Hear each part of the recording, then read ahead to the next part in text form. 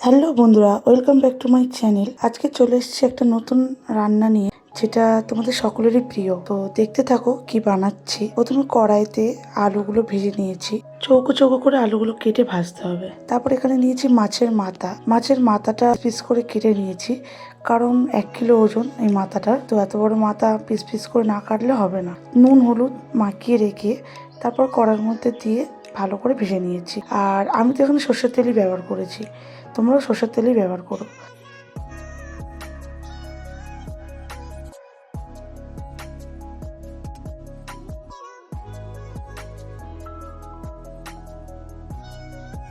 তারপর কুচনো পেঁয়াজ আমরা কেটে রেখে দিয়েছিলাম, সেটা সর্ষের তেল কড়াই দিয়ে আর পেঁয়াজগুলোকে ভালো করে ভেজে নিতে হবে আর লাল লাল করে ভাজতে হবে। এখানে 3টে কাঁচা লঙ্কা, আদা জিরে বাটা, রসুন বাটা আর গুঁড়ো হলুদ, গুঁড়ো লঙ্কা একসঙ্গে আমরা দিয়ে ভালো করে কষিয়ে নেব। ভিজিয়ে রাখা গোবিন্দভোগ চাল আমরা ওর মধ্যে দিয়ে দেবো, দিয়ে ভালো করে নাড়বো। এটা ভালো করে নেড়ে, মানে যেরকম কষানো হয় সেভাবে ভালো করে নেড়ে ওর মধ্যে আলু, যে ভেজে রাখা মাছটা ছিল সেই মাছটা দিয়ে দেবো। ভালো করে নেড়ে চেড়ে পরিমাণ মতন জল দিয়ে ঢাকা দিয়ে রেখে দেবো। তারপরেই হয়ে যাবে আমাদের মুড়ি ঘন্ট।